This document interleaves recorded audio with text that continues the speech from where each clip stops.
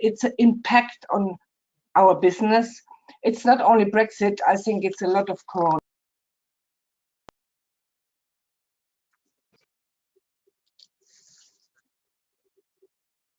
Well, good afternoon, those of you points west, and good morning, those of you points east.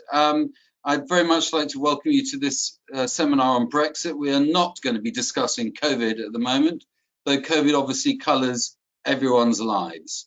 The first section is going to be a discussion with the national tourist offices, and I'm delighted to hand over to Tim Fairhurst, the Secretary General of ETOA's Brussels manifestation, to take control of this meeting. Thank you. Over to you, Tim. Tom, thank you very much, and good afternoon, everybody. We'll just give a little bit from a couple more people to come, but there's about 200 people tuning in. This first section, we have Corinne from Paris. Video is not available this afternoon, but Corinne Menagot from the OTCP, the Paris City Tourist and Convention Bureau, is with us today. Beatrix from the German NTO. Luis Araujo, who is very fashionably wearing two hats this afternoon. He's the new president of the European Travel Commission, and he also heads up Turismo de Portugal. And Niall Gibbons, many of you will know, heads Tourism Ireland. So we are going to start with a discussion that is very much focused on the UK as a source market. The next part of the session, from about 2:30 London time onwards, will focus more on some of the technical issues, legal, tax, operational. What we wanted to do in this session is focus primarily on how the UK's destination market see things and what their plans are. So just to get the conversation started, Luis, may I invite you just to give some preliminary remarks? Over to you. Yes, well, thank you so much, Tim, and thank you to ETOA for not only for the invitation to be here, but for being such a loud voice in what we need during this turbulent times of COVID and turbulent times of Brexit too, because I think we have two turbulent times. In fact, as you said, I'm going to speak, well, mostly about Portugal and through Portugal, but give also an overview on the concerns which I think are common to any country inside the European Union. The UK market is hugely important to Portugal. 20% of share market, 20% of our tourists and revenues come from the UK market, mainly the Algarve, Lisbon, Madeira, but with the huge growth over the past 3 years into other regions of the country, especially the north and the Alentejo. So you can see how important the Brexit is, or the consequences of Brexit are to our country and also to the European Union. Just to give you an idea, 2/3 of travels from the UK roughly are to the entire countries of the European Union. So the consequences of how this is done, and speaking very clearly from one side and the other, because I think we're talking about, of course, the UK, but also the European countries, has huge impact in our business in Portugal and in any country inside the European Union. And the impact, I think, can be seen in two ways. One, which is the impact, of course, in the economy, in the UK economy and the other European countries' economy, in terms of employment, spending power, the evaluation or devaluation of pound facing euro. So I would say this is a very big concern on our side. The second concern, which is a concern that I think we have a little bit more work to do, or at least more responsibility, the ones who are here talking and the ones who are attending, is the impact of Brexit in the seamless traveling, especially at this moment. The 1st of January, we have to understand how this traveling will be made to any country. And of course, now I'm talking about Portugal and inside the European Union. The lack of information that we have so far is agonizing. I would say it's agonizing.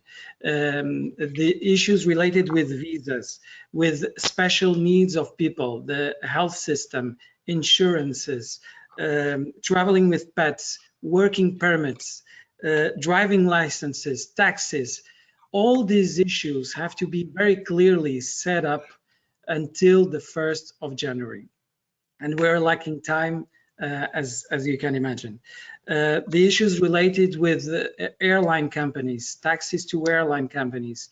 I'm sure each country is working. Portugal is working from its end to address all these issues, but there are issues that we need a bigger coordination inside the European Union. Just to finish, I would say the importance, the last data of importance about the relation of UK and Portugal.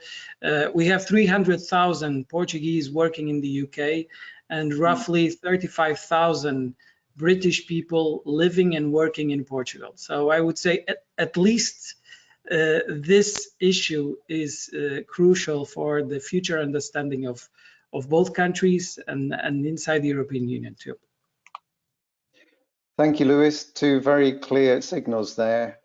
It's a very big market and there's a lot of uncertainty. Thank you for that initial observation. Beatrix, what's the view from Germany, please?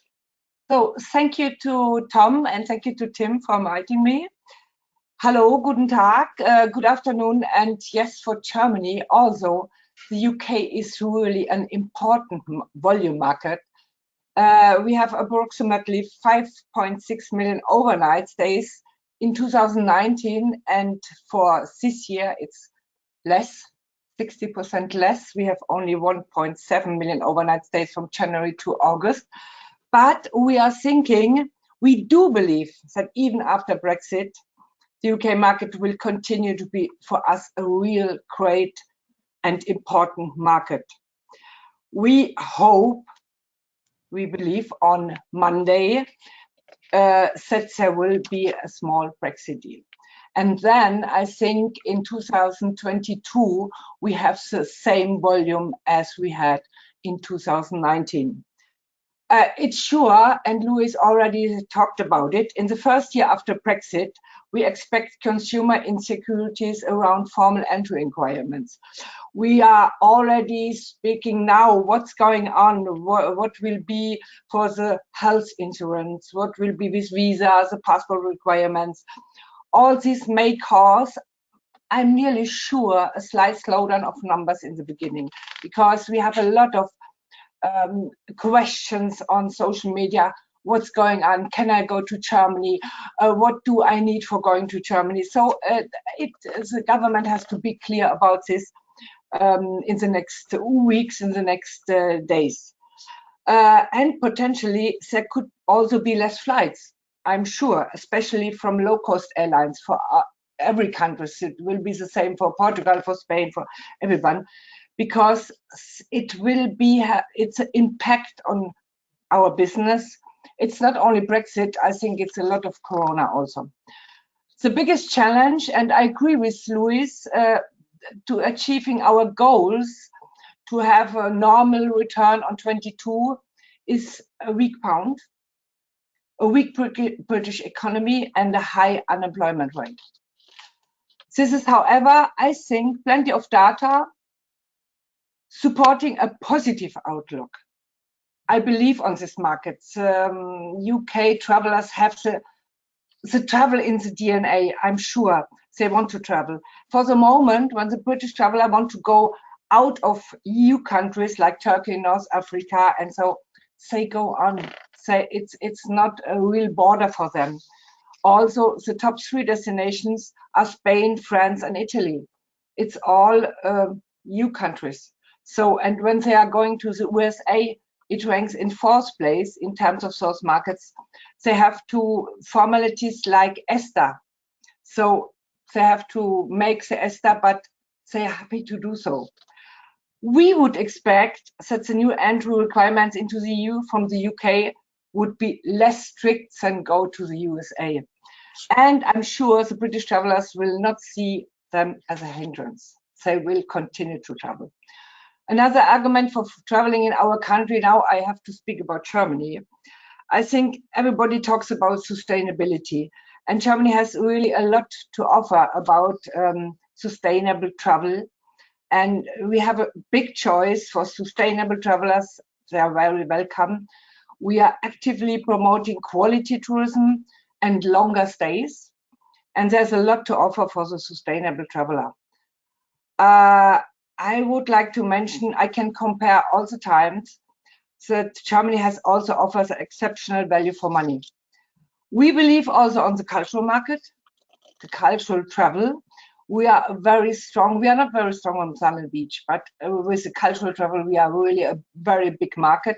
And for the moment, British market is on the second place for cultural trips, and it will also be an argument after Brexit.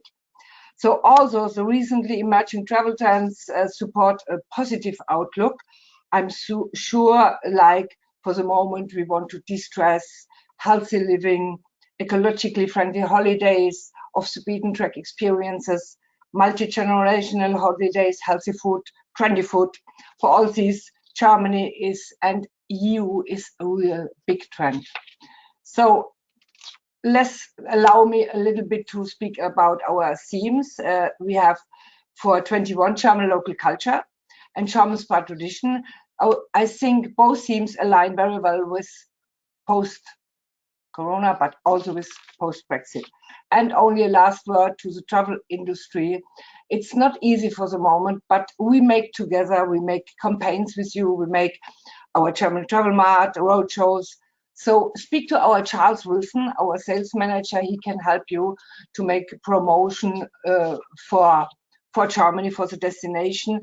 And for always it B2C marketing, we make really big campaigns now with online campaigns via OTA, via publishers and social media. Very strong campaign with Facebook, YouTube and Twitter. But we are all together in these hard times, so we will go on, and thank you from Germany. Beatrix, thank you very much indeed. And I know you will have to leave at past, but your colleague Charles will participate in the rest of the webinar. So if people want to use the chat to request contact with him, he's in the London office of the German National Tourism Organization. Beatrix, thank you. And you made the point about airlift and clearly aviation capacity. This is not a function of Brexit, but the UK was one of the pioneers of low cost after the Open Skies Agreement in Europe. And Ireland is also a centre of low cost as well. So the impact of reduced aviation capacity is an interesting question. But one city that does not necessarily depend on aviation in order to get a lot of business from the UK is, of course, Paris. So just to switch it from a country to a city perspective, I'd like to invite Corinne Menagot from Paris OTCP to share her observations, please. Corinne, the floor is yours. Hi. Sorry for the camera. I don't know why it's working. It's not working. So happy to be here with you all. Yeah, of course, we are lucky because we have some train railway. So that's much easier than plane to come to Paris. So hopefully that won't change so much finally. I don't know. But of course, UK travelers are very important for Paris. It's one of the first population of foreign travelers coming to Paris, with 10% approximately of our foreign arrivals, so which is a lot. And moreover, I would say, which is very important for us in terms of leisure at least, and even for business, is that they spend a lot. So UK foreign travelers are really the ones spending the most, in fact, in Paris. They approximately expense per day and per person is about 147 euros. And usually the average is more at less than 140. So we're happy to have them, we'd say. So that's very important for us, of course. So of course, we're very worried about that. There are a lot of challenges. I think we have also some upsides possible. So I don't know what will happen exactly. I'm not sure it will be such a big change on leisure travel. because as you were saying before, I think people will want to travel anyway. So even if you need your passport, or this is a little more complicated, that's not so much more complicated. The main issue will probably be for the people working and business travel, which is much more complicated to deal with in this no-deal Brexit thing, which was very easy to deal with till now, and that won't be so easy for the next months and next years. So this is probably the big question mark that we have in terms of business travel and exchange that we can have on that. And I would say on a more optimistic way, probably we also may have some upsides.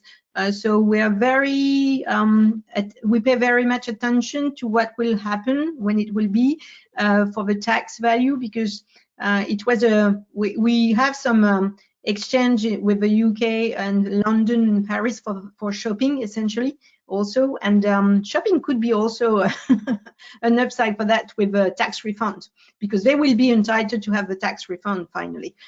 So that will be probably something we can also work on, and would be an asset for Paris maybe for this shopping population. So we will try to get the benefit of it, of course. And given that, I think the relationship that we have with London are very close. We work a lot with them. So Paris and London have always been working together. We've been running some campaigns together.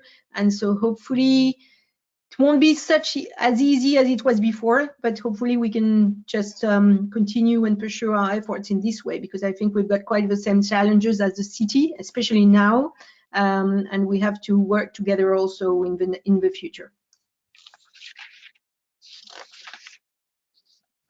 Corinne, thank you very much indeed. And the sort of clear observation, certainly from long-haul markets, which have been largely absent in Europe, is that London and Paris is a classic combination for people who are seeking to visit more than one country. The UK and Ireland outside Schengen, there's already an immigration border there, which may get a little bit more complicated. But it's great to hear that at a city level, there's a real appetite for collaboration there. And I'm sure that's going to be an engine for creativity on the product side. So now I've mentioned Ireland, the UK's joyful partner since the 1920s in the common travel area, Niall, and your other irksome neighbour to the east in terms of making life a little more complicated than it might otherwise be. But how do you see things, and is there anything positive to report about some of the dialogue you've been having? Sure. Well, good afternoon from Dublin. Tim, Tom, congratulations on all the great work you've been doing in ETOA, a great partner of ours. And to Louis, Beatrix, and Corinne, good afternoon as well. I hope you're all keeping safe and well in your families. Yeah, I mean, look, Ireland and the UK have got many centuries of history between them. We are bound by history, by geography, by trade, and by tourism. And you know, when you look at the statistics, the UK is our biggest trading partner. The UK exports more to Ireland than it does to Brazil, Russia, India, China combined. We are their #1 tourism market. They are our #1 tourism market. The island of Ireland, north and south, which is part of the UK, and the island of Ireland, is marketed by Tourism Ireland as one. So that presents interesting complexities in the context of Brexit. But what I would say is that we welcome about, in a normal year, pre-COVID, about 4.5 million people from the UK. It's about 40% of our volume and about 30% of our spend. We are assured by the fact that regardless of the outcome of the talks on Brexit, the common travel area that exists between the UK and Ireland has been underpinned by legislation and will continue as it has done since 1923, which means that you can travel around the UK and Ireland as if it's one country for travel purposes. And that's been a key message for us during the last 18 months or so. We've been conducting a lot of research in the Great Britain market to see, how will Brexit impact on UK consumers. And up until last February, it was the #1 risk on our list, because I suppose the economic situation was the most worrying. But obviously COVID has completely overswamped everything that was on the list with regard to Brexit before. And all the things that Louise and Beatrix mentioned in relation to insurance and health insurance, driving, all those things are issues for us as well. And it really is important that we try and take the hassle out of travel. The last thing you want is your most important customer, unsure or uncertain. And I think there are a lot of important questions that need to be answered that have been overshadowed by COVID. I think for Ireland, I think we're going to be well positioned post-COVID, because what our current COVID research is telling us in all our key markets is that what people are going to be doing post-pandemic is looking to visit more familiar destinations, places that are closer to home, and looking to connect with family and friends. And Ireland ranks #1 in our research in Great Britain in terms of destinations that British people will travel to, because I think it's a place that they feel comfortable, secure, same language, drive on the same side of the road, and all those things that we sometimes take for granted. So I think we will see a very strong rebound from the Great Britain market into Ireland. However, I think it's going to be at least 3 years before we see things coming back to where they were pre-COVID, because I think once you get that initial rush of energy and pent-up savings that people have, and the release of energy and cash, I mean, all this government debt has to be repaid somehow. And I just wonder what the economic situation is going to look like post-COVID in 2 or 3 years' time. And that'll be the biggest driver of the tourism world. So there are a lot of complications with regard to Brexit that have been overshadowed by COVID. But if a deal isn't reached in the coming 6 weeks, we could be in for a messy 2021 from a consumer perspective. And I just hope that even if we get some skinny deal, as we're calling it, over the line, I think that will help confidence quite a lot. I mean, our market is 94% book online, 7% by the travel trade. But the trade is very important for seasonal and regional distribution. For example, 40% of all our British visitors come in Q1 and Q4. They're very important for city breaks. And as we know, all our cities have been decimated now as people reach for more open spaces. So, I mean, it's been a very difficult year for all of us in the travel and tourism industry. There's no words to describe the decimation and devastation. But I think the last thing we need on top of all this is a messy Brexit for our traveling consumers as we head into a post-COVID world 2021.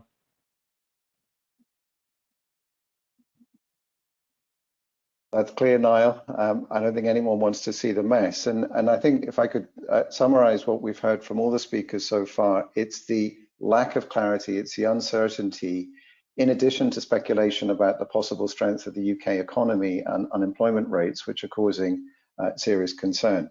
And notwithstanding Niall's comment about it's a relatively small percentage from the travel trade that goes to Ireland, the travel trade is very influential on bringing to policymakers' attention some of these frictional issues. So whether it's consumer perception of problems and what sorts of engines of reassurance we can make between us. So it's actually not going to be harder to travel.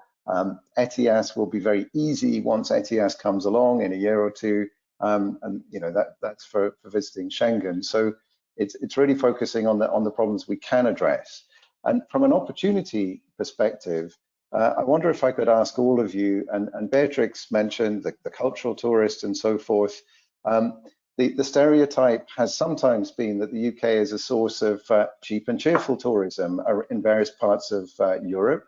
Do you see over time, over 3 to 5 years, is there ambition from a destination perspective to cultivate that higher spending British tourist, staying longer, more cultural tourism? Any reflections on whether the demographic, the type of tourism from the UK will evolve over the next few years? Maybe Lewis, you could start.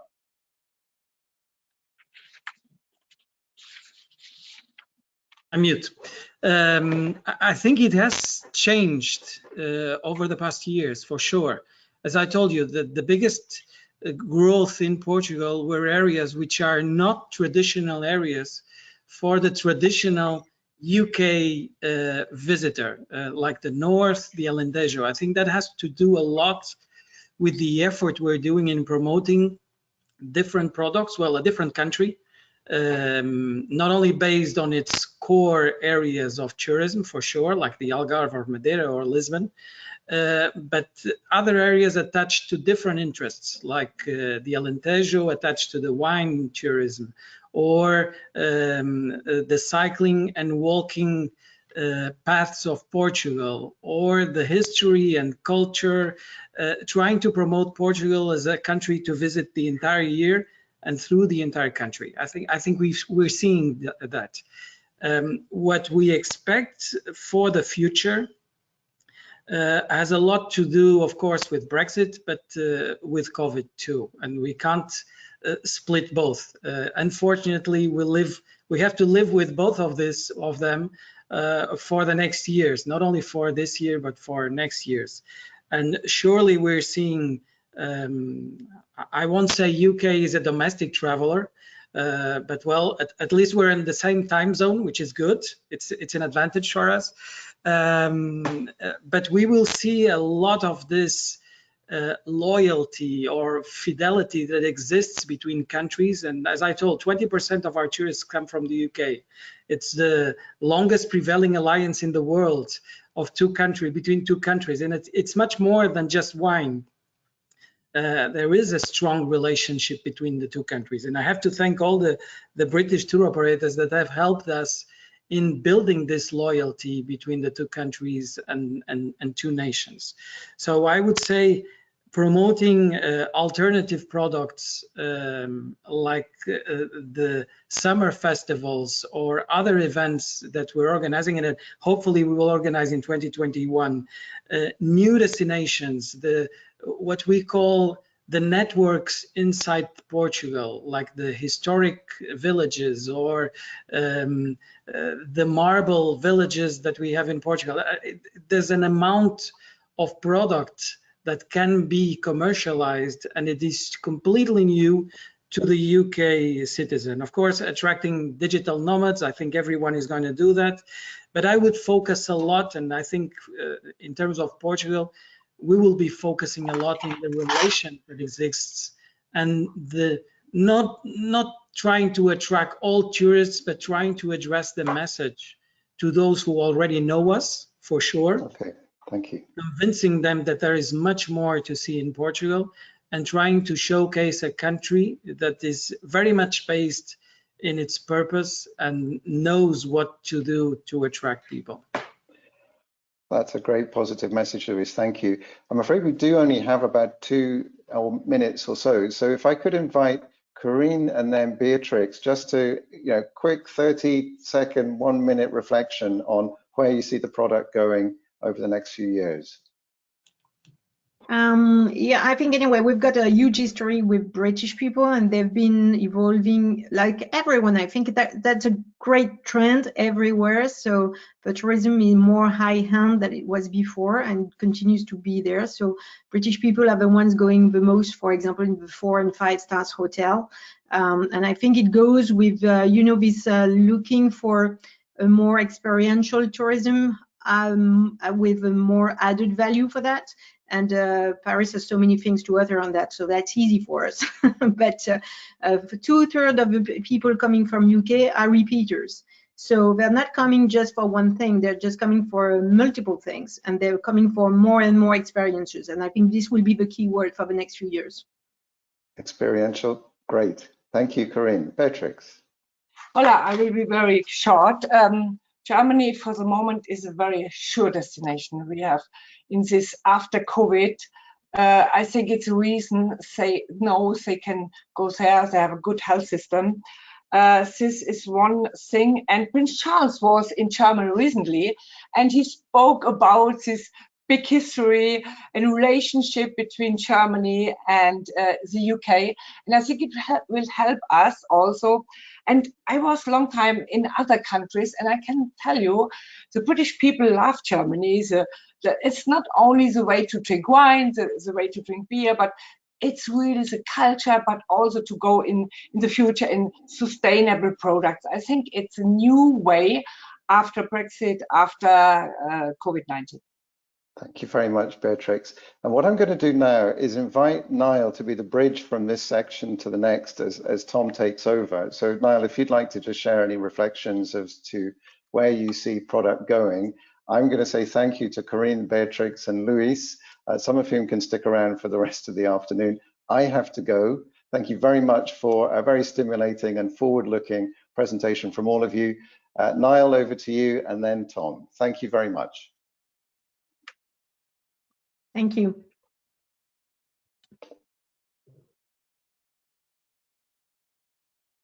Thank you very much, Tim, and to all the colleagues across Europe for the interesting conversations and comments. Yeah, I think it'll be interesting to see where product evolves over the next number of years. I think there's going to be a big whoosh of travel in 2021 as people get out to enjoy themselves post-pandemic, and Ireland is well positioned in that space. But I certainly think that people have had a good experience of Irish outdoor life. It's becoming much more popular, really good investment in product development. really good investment coming down the track and culture, and ultimately heading towards longer staying, higher spending visitors. I mean, Britain will always be a volume market for us, and I think the sustainability debate will come back into the fore as well, in terms of, the question will probably be in a few years' time, is 2019 the high water mark again? It's a bit early to have that conversation yet because we're all on the floor. But I think if we're to experience some of those things that we did do in the large queues, the experience will be diminished. So it's going to be about giving a great experience, people ultimately enjoying themselves and being able to go back and tell their friends and family what a great time they had. Yeah, I mean, it's a very interesting point you made, because what we are frightened of is that 2020 will lead to a real loss of momentum. You almost need a conveyor belt of people going back to the origin market, saying what a great time they had, and then sort of motivating their friends and connections to do likewise. And we're very worried that 2020, if we're not careful, will be a hard break in that, and it's going to take some time to get momentum going. But it's possible. Anything is possible nowadays. As long as the connectivity is there and the ability is there, I'm sure we will have a bounce back. And I think you may be one of the first people to enjoy the bounce back, certainly as far as the UK market is concerned. And now, thank you so much for that insight. I'm now going to call on the other panelists, but do stay around if you want to in the background. You may wish to comment on what we've got to discuss, because I am going to invite Krista Barber, David Bennett, Martin Randall, hi, Louisa Cole to join us, and Simon as well. Simon Smith, my colleague at ETOA, is going to be monitoring the questions coming in. Can I really just move straight through, because I know we've got a hell of a lot to cover today, to go straight through to Louisa, who's going to be talking about immigration and the impacts of employment law on the impact of Brexit on employment law. And I know this has a huge bearing on the operations of many, many operators watching. So if you will excuse me 1 minute while I get the your PowerPoint up and ready.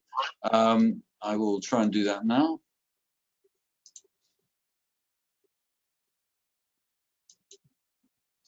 I hope that's working. Can everyone see the PowerPoint? Sorry. Yeah. Okay. Fantastic. Louisa, over to you. Oh, you're on mute. You need to demute yourself.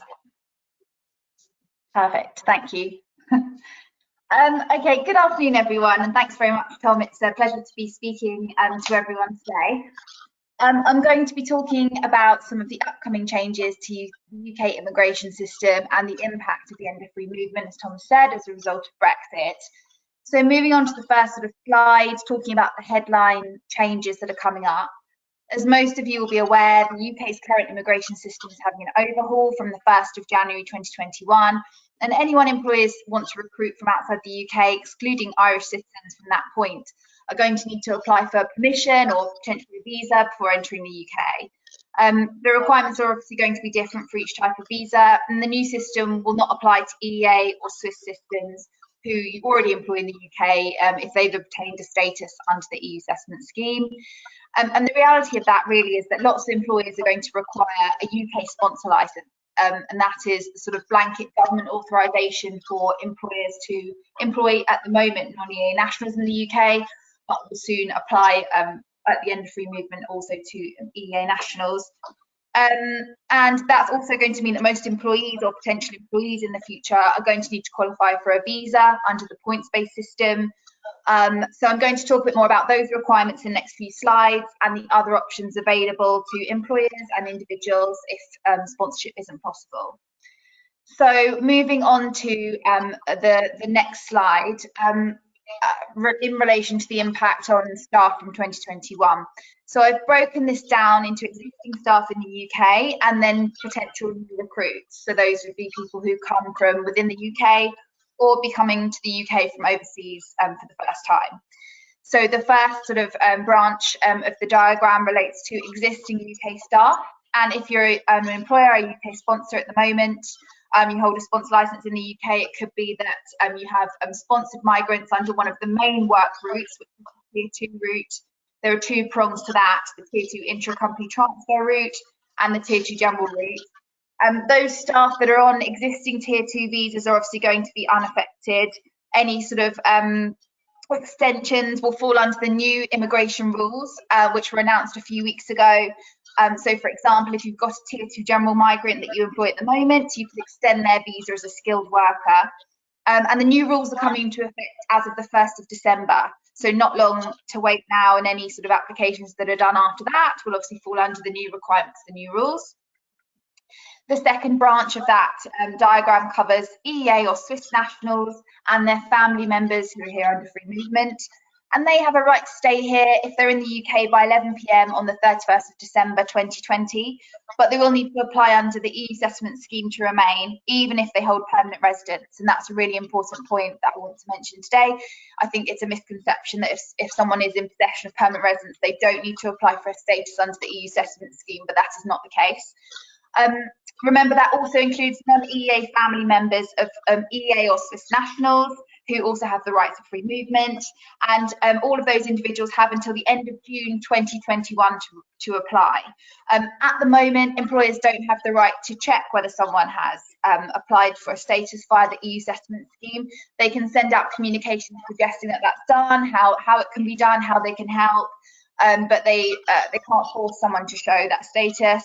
And the government has said there'll be no change in right to work checks until the end of June next year.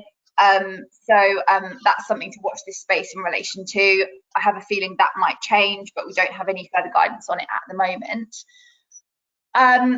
So moving on to new recruits, which is obviously going to be the area most impacted by the changes from 2021. So those new recruits in the UK who are non-EEA or nationals, if you're recruiting a new Tier 2 migrant, so someone that's already in the UK working for someone else, another employer with a Tier 2 visa, they'll remain under the points-based system, so they'll have to apply for a change of employment application, and that will then award them with a skilled worker visa.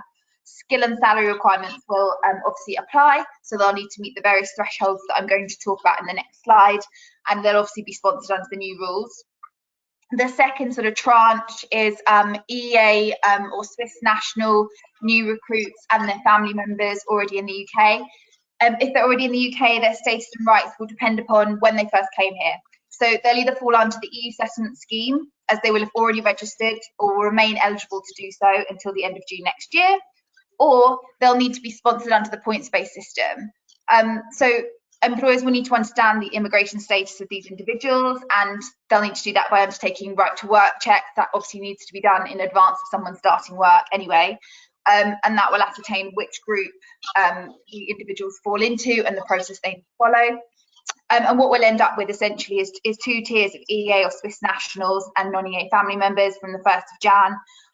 So those who can remain even if they haven't applied under the EU settlement scheme yet, and then those who can only enter and remain with sponsorship under the points-based system as they weren't residing in the UK before 31st of December.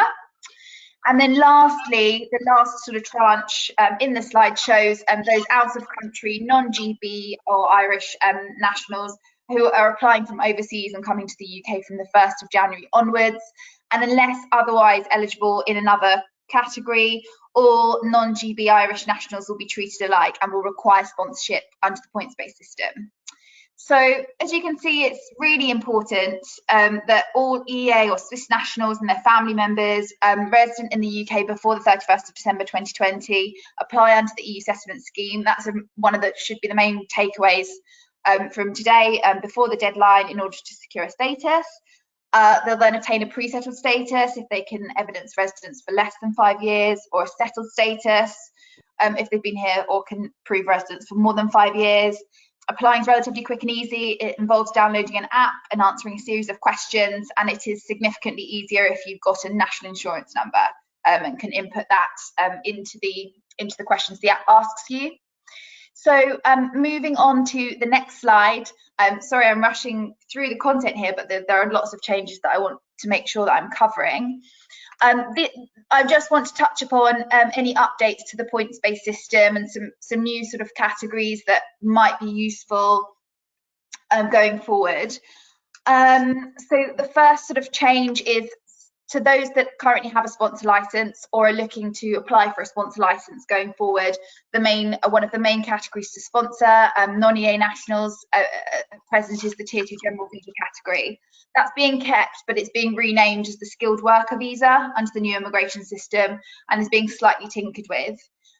So there are some welcome relaxations, which include the resident labour market test being abolished, which was previously the 28-day advertising period that employers had to go through before they could assign a certificate of sponsorship for a potential Tier 2 general migrant. And also the annual cap on the number of individuals that can come onto that route is also being done away with. So there's no longer a cap of 20,700 individuals per annum. There are some switching relaxations as well, which is great. So going forward, switching from one visa category to another is going to be a lot easier. For example, you'll be able to switch from the skilled worker visa to the Tier 2 intra-company transfer visa from within the UK, if that's what you'd like to do, or more likely vice versa, because the skilled worker visa provides a route to settlement.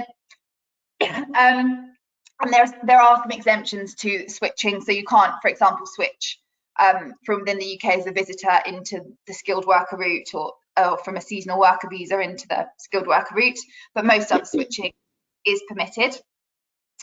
As I said, there's no RLMT, but employers will need to still show that they've done a recruitment process and then keep evidence of that on file. So there will be some admin associated with it. In terms of skill threshold, the good news is that the current skill threshold for a skilled worker visa is RQF level 6, which is broadly degree level. That is going to be lowered in the new immigration system to RQF level 3, which is broadly A-level skilled jobs. And I'm going to, in the next slide, show you some examples of some roles that are now going to be considered eligible for sponsorship under the immigration system. So it's opened up some more roles eligible for sponsorship, which is good news. Obviously, the skill level needs to be balanced against salary. So the current salary threshold for a Tier 2 general visa is 30k. That's being lowered to £25,600 per annum, or the going rate for the role if higher. But salaries as low as £20,480 per annum may qualify for sponsorship, but applicants will need to show that they score points in another way. So essentially, for lower salaried roles below around 25k, they'll only qualify if the role is on the shortage occupation list, or the applicant holds a PhD relevant to the role.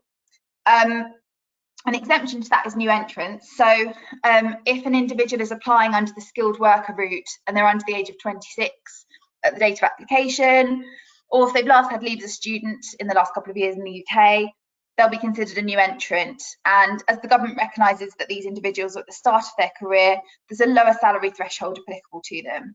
So the new entrant rate under the new immigration system is going to be slightly lowered from £20,800 per annum to £20,480 per annum, which is obviously useful for graduate recruitment. And the new entrant rate overall is going to be 30% lower than the rate for experienced workers in any occupation. However, the minimum of £20,480 per annum is always going to need to be met.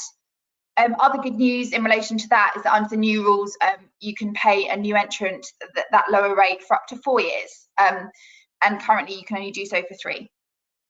The Tier 2 ICT route now is being retained under the new immigration system.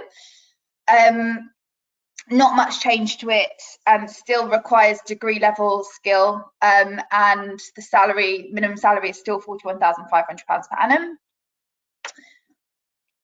Excuse me. Switching provisions apply. So if you've got someone in the UK as a Tier 2 ICT migrant and they want to switch, that will now be available. They can switch into, for example, the skilled worker visa category going forward. And there are some relaxations to the cooling off provisions that make it easier to move people around. And then moving on to the next sort of the next category, the government are introducing a new graduate visa. So that will be similar to the Tier 1 post-study work category, which was abolished in 2012. And it will allow international students who have graduated from a UK university to stay for 2 years or 3 years if they're a PhD graduate. They can work at any skill level without needing to be sponsored in the UK. And that's expected to be launched next summer. So that's a good one, as it's not sponsored. There's no salary threshold, no skill threshold, which is great. And then lastly, I wanted to flag the frontier worker route. So You're a frontier worker if you're already, if you're an EU or EEA or Swiss citizen and you're employed or self-employed in the UK but you live elsewhere. And you'll be able to keep your frontier worker status if you're frontier working in the UK by the end of this year, but you'll need to apply for a frontier worker permit. So that's being launched, the frontier worker permit, on the 10th of December. And we need further guidance on it. The government hasn't released that yet, but applications will be free. You'll be able to apply online from inside or outside the UK. And from the 1st of July 2021, you'll need to hold a valid frontier worker permit as well as your passport or ID card to enter the UK as a frontier worker. It's basically just a useful option for EU or EEA or Swiss citizens who can't obtain a status under the EU settlement scheme due to issues establishing residence. So those are a few options and updates. So moving on to the next slide, I just mentioned earlier on in the presentation that the skilled worker category is opening up to NQF level 3 skilled roles, and I just wanted to show you some examples of some sort of roles that are now eligible for sponsorship. And then lastly, the last slide relates to useful links. So if you'd like to apply for a sponsor license as an employer, this is a link to further government information, and here's a link to the EU settlement scheme as well. So that kind of covers the material that I wanted to mention today. There's one question that's come in that I wanted to answer in relation to a German tour operator wanting to come to the UK, German tour guides coming to the UK to run tours with German tourists in Great Britain. Up until now, that's been fine. Is it possible going forward? The answer is yes. You can still come under Appendix B of the immigration rules as a visitor. A tour group courier contracted to a company with its HQ outside the UK can come as a visitor who's entering and departing the UK with a tour group organised by their company. So yeah, that's absolutely possible. And I think that covers everything that I wanted to talk about today. But if anyone's got any further questions, my contact details on the slide, the next slide, and I'm free to answer those. Louisa, thank you so much for that. You've almost made a whole new series of restrictions sound like good news, which is a major achievement. I think just one question. You said that tour guides could come in with groups under a subsection V of the Immigration Act. Yeah. Do you know if this is reciprocated? I think this is the big question. A lot of the operators out there will be asking is what is the status of UK guides going over to the continent? To be honest, I'm not sure. I imagine there will be some reciprocation, but it really, from what I've seen so far, policies really differs from country to country. So I think it's probably a case of just keeping an eye on any developments and seeing whether that is going to be possible. But I'm not sure there's a blanket sort of approval or system in place, as far as I'm aware. Simon, do you have any further insight? Yeah, so just to add to that, so currently this is part of the negotiations which are going on with the EU.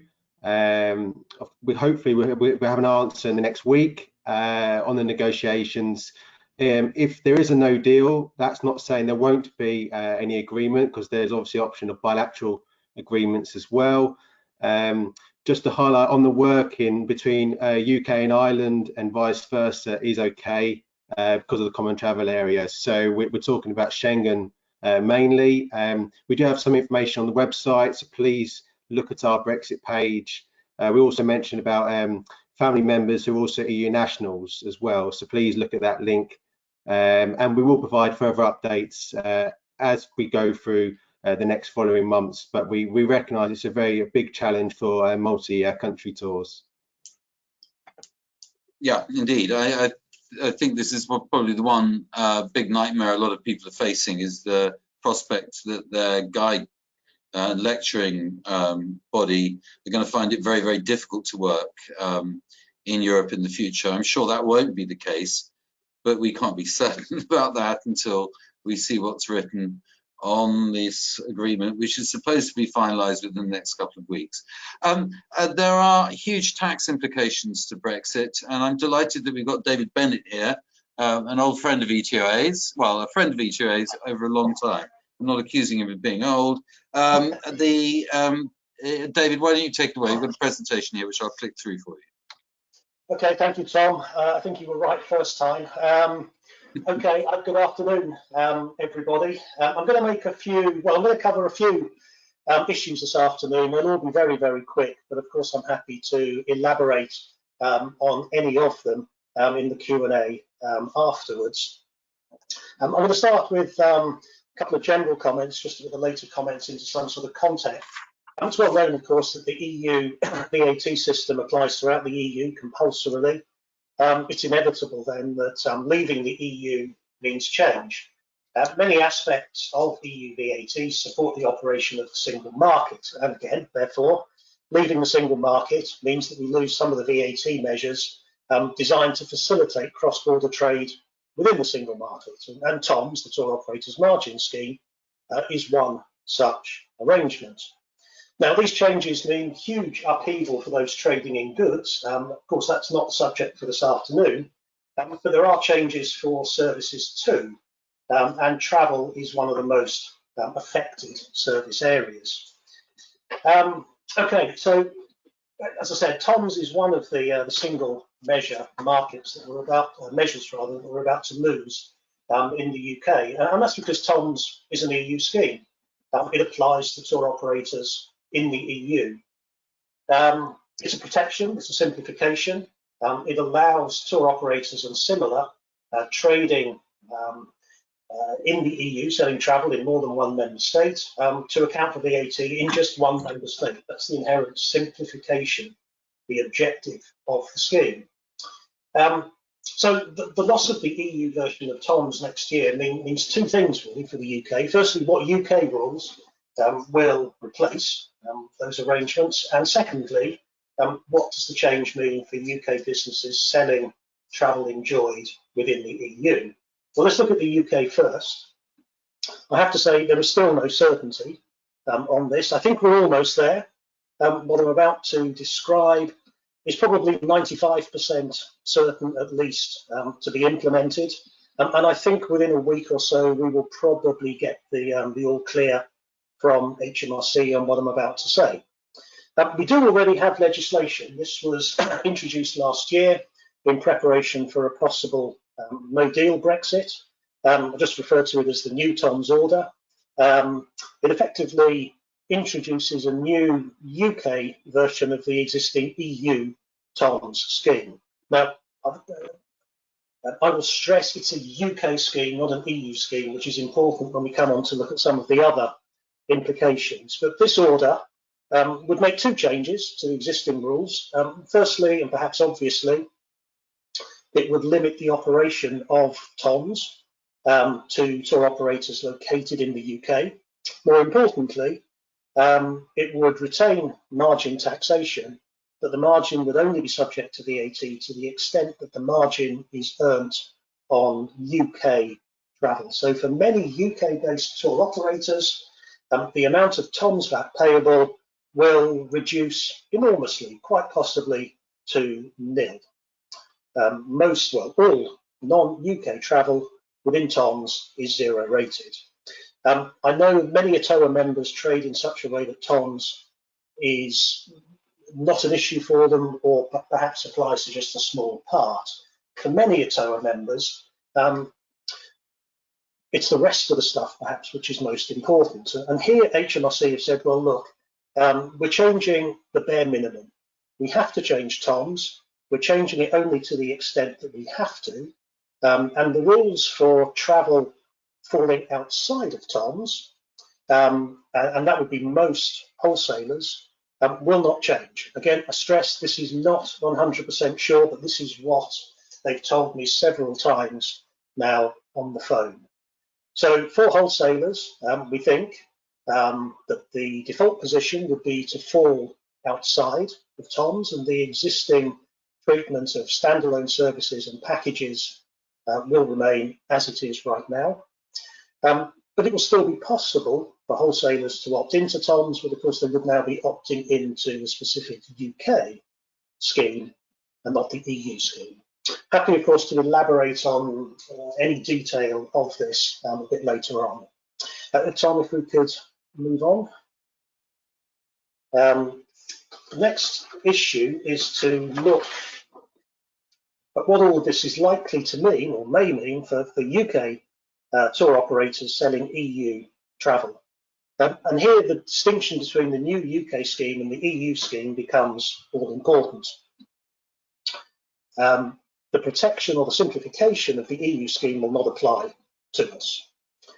As a basic principle, holidays and other forms of travel are subject to VAT in the member state in which they take place.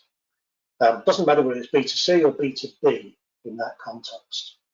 So there's a technical issue, certainly. Will tour operators be making supplies and have an obligation to pay VAT in each of the member states to which they send travellers? That's a difficult question. It's a fundamental one, but difficult and unclear nevertheless, because the law is ambiguous and there's no case law on this. We do know, however, that the European Commission is very aware of the issue, has been considering it, but they haven't published anything yet. And individual member states are aware of it as well. And they look at this as a level playing field issue and are concerned that their own tour operators will be put at a competitive disadvantage if UK tour operators can compete without paying any VAT. Of course, it's already an issue. Swiss, Norwegian, American, Australian, etc. tour operators are very, very rarely registered in any member state. So we don't know, in short, whether the member states will look at this differently for the UK. They may do, not to single out the UK, but simply that the UK's future status makes this so much bigger an issue than it is at the moment. Okay, and again, Tom, if we can click on to the next slide. We should also consider what the position for EU tour operators that sell UK travel is concerned. Well, our VAT system for the time being, even though there are certain enforced changes, will still mirror the EU system to a very large extent. So it follows that whilst UK tour operators selling EU destinations may have an obligation to pay VAT in the EU, so EU tour operators selling the UK as a destination may have to register here. Here, I think there is a bit more clarity.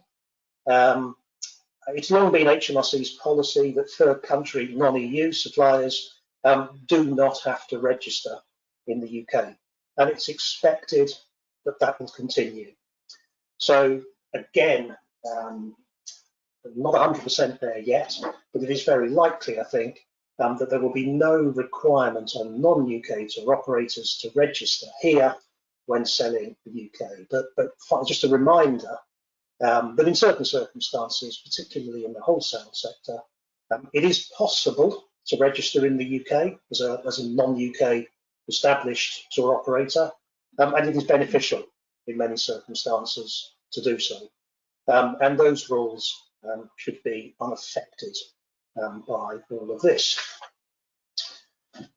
Okay, and again, Tom, on to the next one. Bit of context again. This has been going on for a very, very long time. Some of you, well, Tom and I certainly remember the Commission's proposals in this area all the way back in 2002. They were never accepted, but it shows how long the Commission has been on the case. But it's taken on more urgency in the last few years. And there's a project on the go at the moment on the part of the Commission, under which they're considering whether the current rules are fit for purpose and how, if necessary, they might be reformed. I was involved in a big study with the Commission back in 2017. If anybody's interested, that's still available on the Commission website, and it highlights a lot of problems with the current rules. Now, that study led on to a consultation which finished some 2 months ago. And that's where we are with this at the moment. We're waiting for a response from the Commission. There's absolutely nothing on their website yet, but we do expect something next year in the form, possibly, well, a decision first, whether to proceed with reform or not. If they do, we would be looking out for legislative proposals and an impact assessment. Now, nothing here will change quickly. I can't see much likelihood at all that we will have any change in the EU rules before 2024. For those of you outside the UK, of course, this is all very important, less so in the UK, but it is important that the level playing field, I mean, those of you following the Brexit negotiations will have heard this expression thousands of times, but it's exactly the same expression used in the VAT discussions.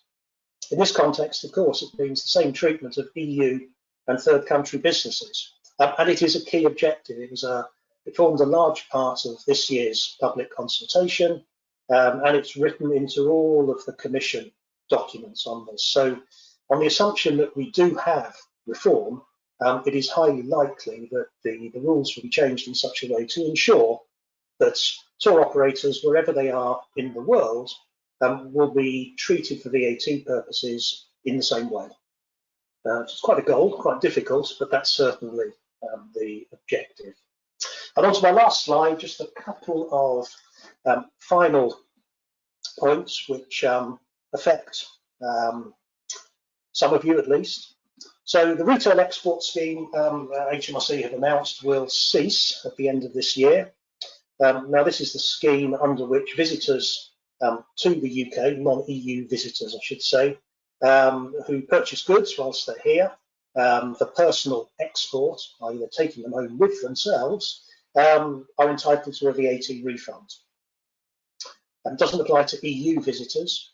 There had been hopes, expectations that in fact the scheme would be extended from next year to cover both EU and non-EU visitors, but instead the government has announced that the scheme is to be abolished completely, which will make tourists' purchases of clothes, etc., which they take home with them, that bit more expensive. Northern Ireland, we're talking here, of course, the Northern Ireland Protocol, and you will all have read and heard about the status of transactions between GB and Northern Ireland. For tour operators, my understanding is that the UK rules will apply, not the EU rules. So everything that we've talked about on the previous slide about the position for UK tour operators applies, I understand, equally to the tour operators in Northern Ireland. There was one question, I think, submitted in advance, which I believe dealt with the level playing field. Now, I've covered this point already. There is uncertainty, but in the short term at least, there is a distinct likelihood that UK tour operators selling EU destinations will enjoy a competitive advantage. Not in all circumstances, but in many. That's the basis of a concern on the part of certain member states. But by the same token, EU tour operators selling the UK are likely to enjoy the same competitive advantage over UK tour operators. Again, not in all circumstances, but in many. Of course, if anybody would like to ask me to elaborate on those points, I'm happy to do so. But that's the end of my prepared stuff, Tom. David, thank you very much. I think you've, as ever, made a fiendishly complicated subject quite lucid. I'm right in thinking that there is one or two real dangers here. We've got the prospect of the UK-based tour operators who sell Europe or deal in Europe. They may be obliged to register in every European country. Am I right in saying that? Well, that's the concern, yes. So at the moment, Tom's is designed to apply across the board. We know, of course, that wholesalers in the UK typically fall outside, but they're still protected under that EU scheme. We lose the EU scheme, the protection obviously disappears. So as a basic point, a UK tour operator, B2C or B2B, selling a holiday in Spain is providing services that are subject to Spanish VAT. And it all comes down to how the Spanish authorities will view that from a technical point of view. And secondly, how they weigh up, I suppose, the importance of attempting to collect revenue on the one hand, with on the other a desire not to disincentivize tour operators selling tourists to Spain. It's a knotty one because the UK is uniquely large, so it's a very tempting prize for a tax collecting authority to say, actually, there's a big pool of money which we're entitled to. But the UK is also another third country origin market. And if the UK is forced to go along those lines, it's possible, I'm not saying it will happen, but it's possible that other third countries such as the United States, Japan and China will fall into that area as well. So there's a sort of new threat which we hadn't really thought of. Yes, it's a developing area. I mean, even before the Brexit referendum, this is a subject that was gaining some traction with some of the member states. They started looking at it in earnest back in about 2014, I think. But nobody really has done anything. I understand Germany has a case going through its courts shortly that will look not at UK companies, but at third countries' status for this purpose. So that could be influential. So it is something that has been gaining in importance. And we see it in other countries as well. We had an issue with Iceland a number of years ago, but more recently Australia has started to look for non-Australian holiday companies to pay their equivalent, the VAT. And the OECD guidelines make it clear that tourism should be taxed where it's consumed. So it's a well understood principle from a purely technical perspective. The big issue, of course, is enforcement. It's a huge issue. We've, speaking from a UK perspective, we've got a long history of trying to collect indirect taxation in North America, and it usually ends up with tea in the harbour, if I remember rightly. We're not good at that. I think, David, thank you very much indeed. What you're saying is that at the moment, it looks quite good news, but the potential downside is real, and as you said, it's a developing situation. It's a new Chinese curse. May you live in a developing situation. Indeed. Now, I'm delighted that we're being joined by Martin Randall, the creative director of his eponymous Martin Randall Travel.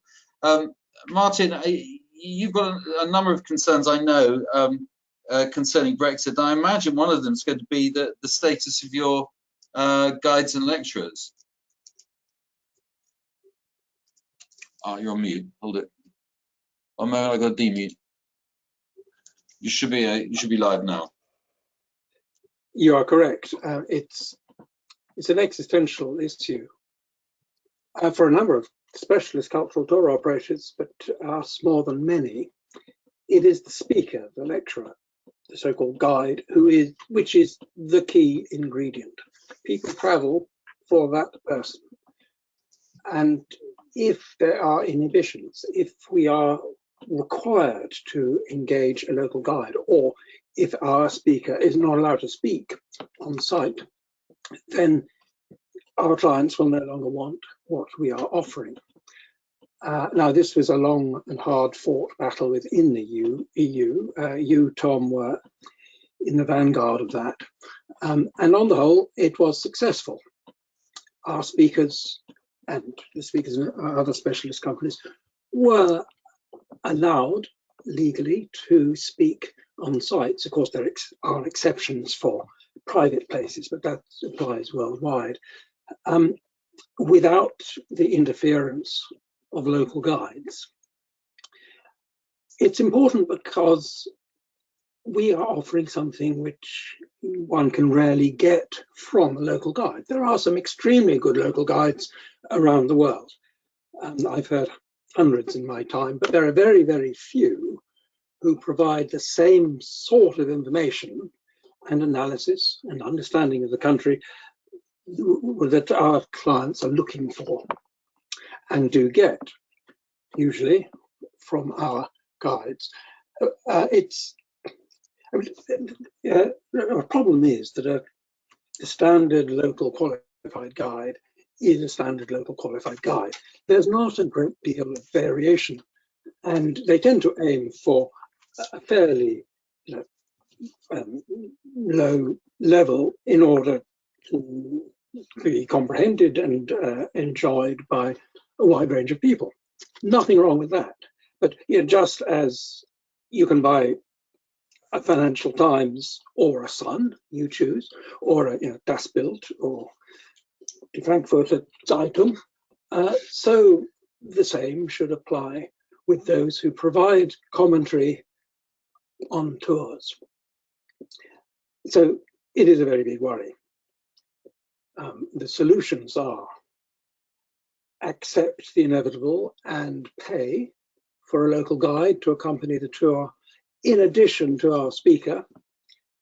To my mind, that's extortion.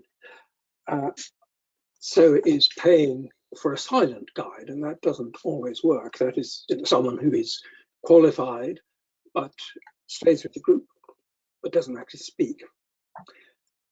Or we make a major change to what we do, and our guide speaks only, say, in a hotel meeting room, and that would vitiate the quality of what we do.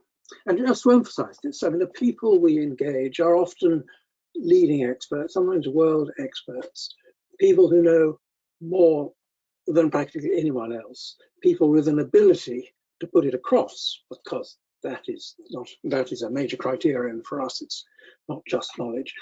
And people who have a head start in understanding or having some feel for the background and knowledge and interest of the people to whom they are speaking. Martin, you very eloquently described the problem you're confronting, but the problem you're confronting really is manifold. It's not simply a freedom to work, but it's also a freedom to do a task which is a controlled activity in some destinations. And up until now, under the EU, I believe, and I don't know whether you have an angle on this, Lisa, but I believe there was a degree of recognition and reciprocity in professional qualifications.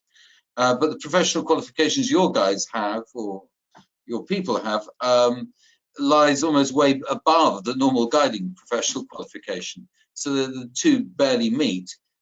Is there going to be any scope for mutual recognition of professional qualifications? To be honest, I'm not sure that there's been any further sort of developments in relation to that I have seen going forward. Simon, do you know of anything additional?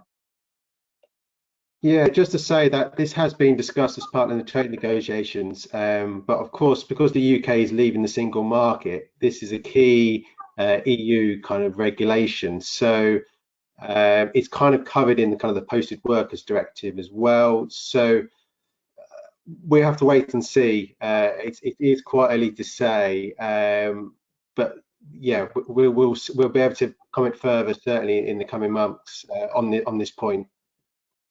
I mean, the status is, Louis at the beginning of this webinar gave a brilliant summary of the.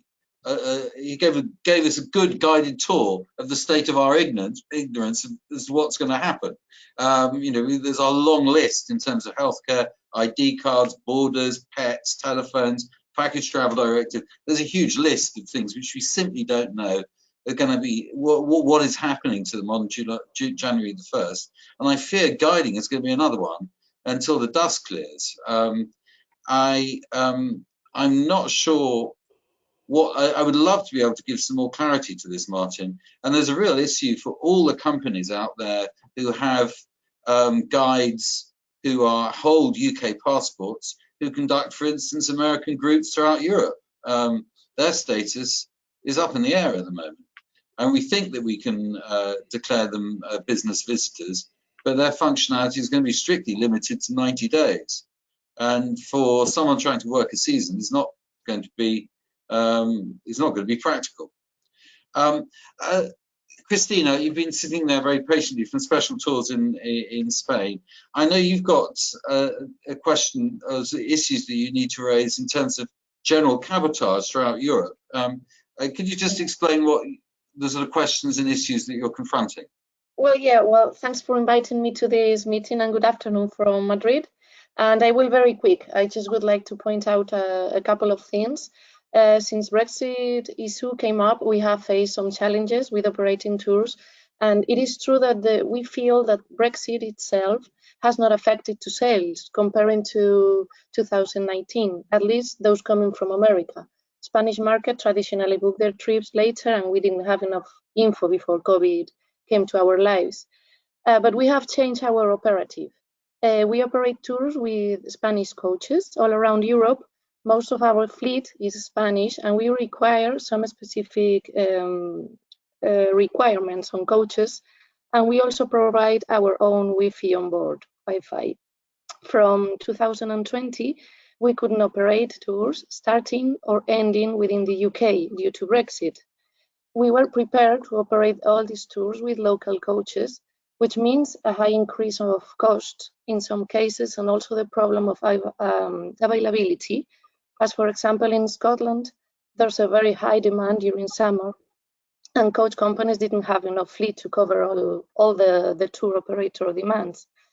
Also, our company works with coach from 54 seats, and this is something difficult to find in the UK, as most coaches are up to 49 or 53 seats, sorry. And this is an additional problem for us. And also another challenge we have to face is the fact that we operate tours starting and ending outside the UK, but going through it. For example, we have tours starting in Paris, ending in Rome, for example, but going to London in the meanwhile. And every passenger chooses whether to start or end their trip. We can have 15 packs in Paris, 35 in London, and again 20 going to Brussels. And we don't really know how is the effect to our work with Brexit and cabotage rules, as we think this is not allowed to do. We have many questions about this, the cabotage. Simon, you are our resident wheeled expert. Have you got any angle on this? Yeah, I mean, just to add, the UK will join the Interbus agreement. This will allow closed door tours and international tours. So the issue we see is it's called cabotage, is where the passenger or the tour will start in one country, for example, the UK, and also leave the UK as well. So for instance, if there was an EU coach and it went into the UK, picked up passengers and left the UK, that would be allowed under Interbus. But the actual operation of cabotage itself, this is kind of an EU practice, and it is being discussed as in the negotiations. Now, the UK government have highlighted they are open to operators, but they would like reciprocal measures by the EU. So we'll find out a bit more details on this, because it kind of affects freight.